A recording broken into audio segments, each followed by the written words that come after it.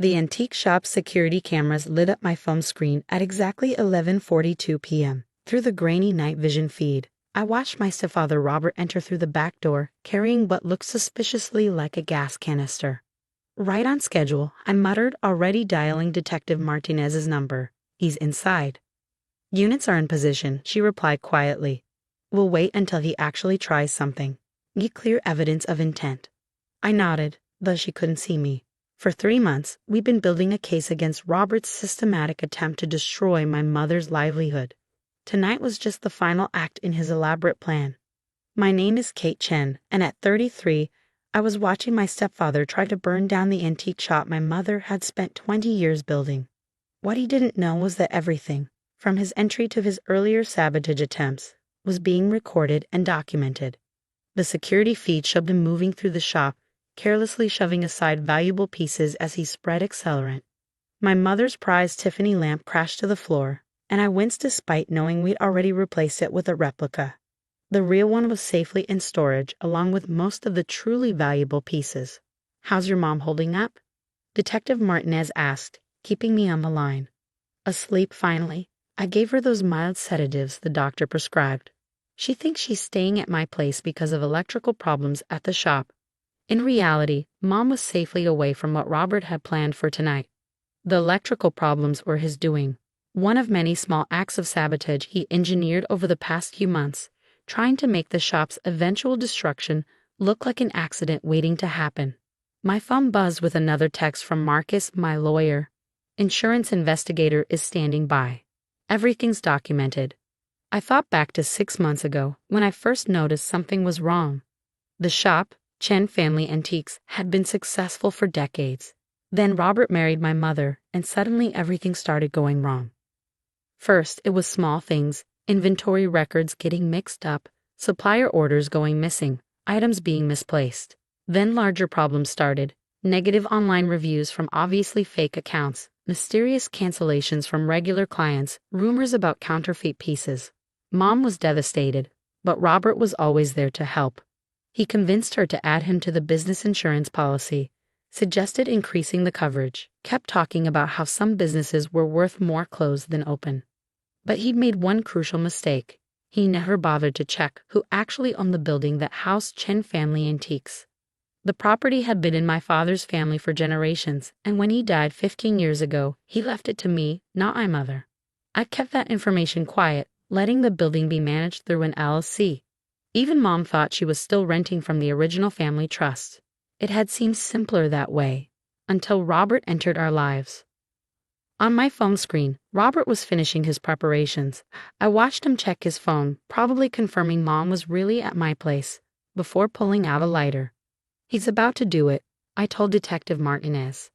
He's got a lighter. Wait for it, she replied tensely. We need to be sure. Robert struck the lighter, the small flame visible on the camera feed.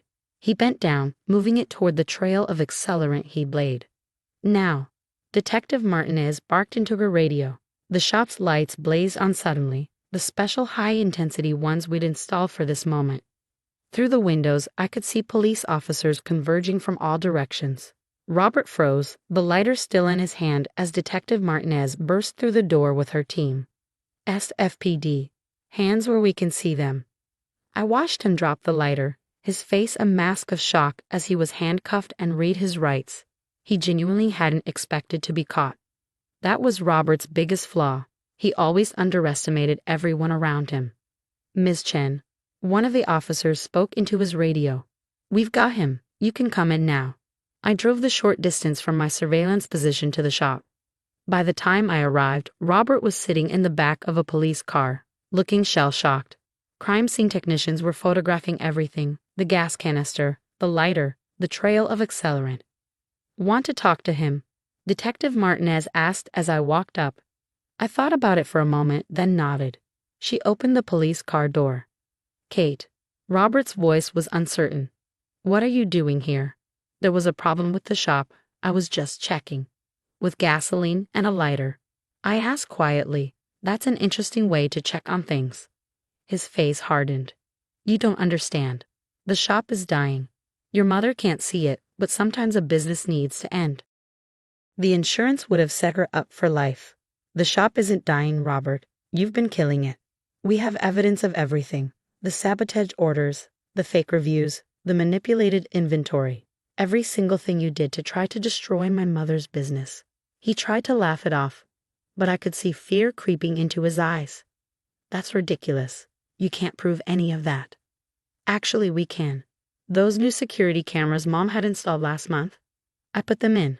They've recorded everything, including your little conversations about how accidents happen and sometimes a fire is a blessing. His face went pale.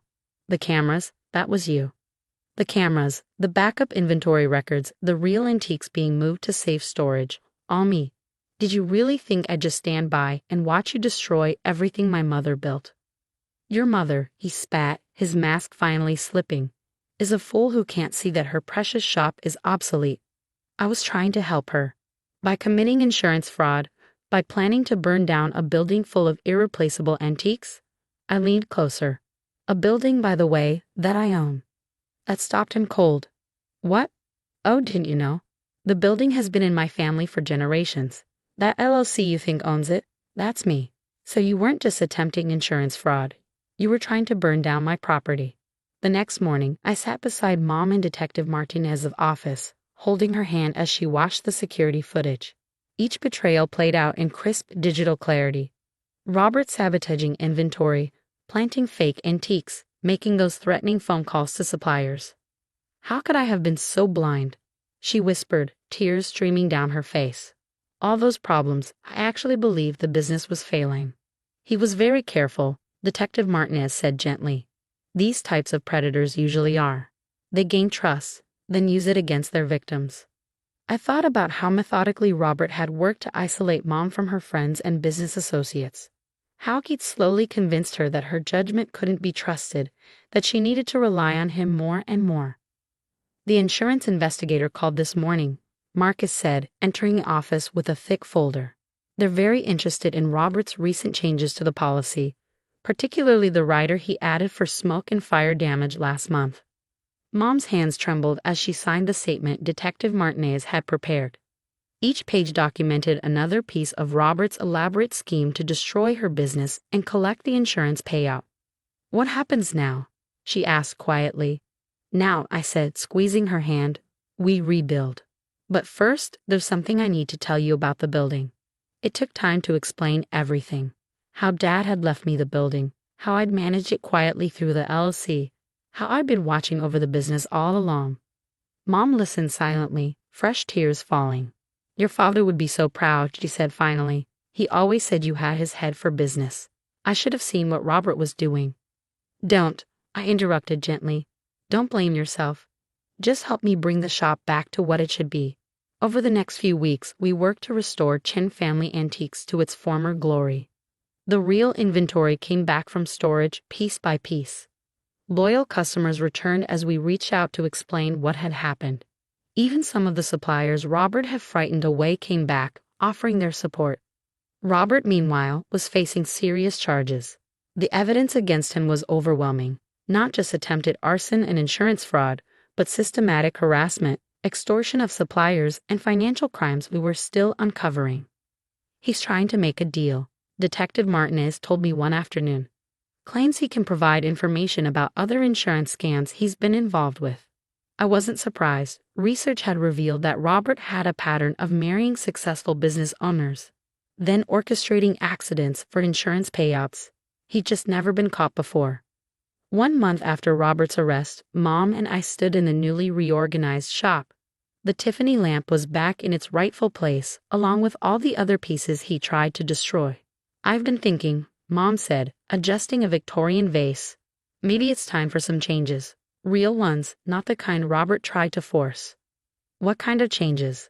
You have your father's business sense and my eye for antiques.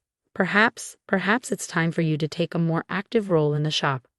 I smiled, thinking about the plans I'd already drawn up.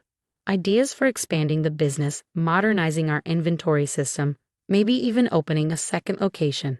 I'd like that, I said. Partners? Mom hugged me tightly.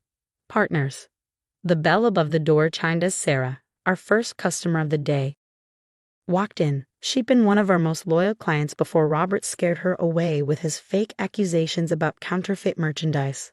"The shop looks wonderful," she said, looking around appreciatively.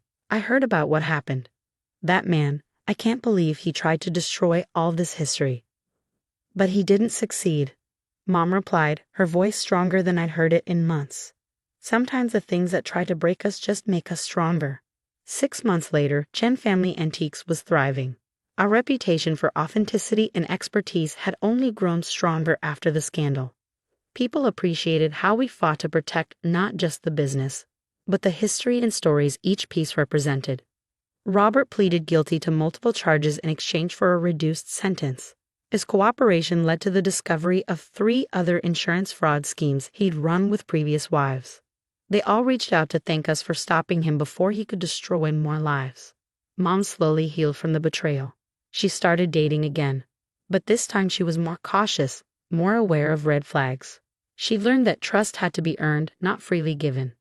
One evening, as we were closing up the shop, she paused by the Tiffany lamp, the one Robert had tried to destroy that night.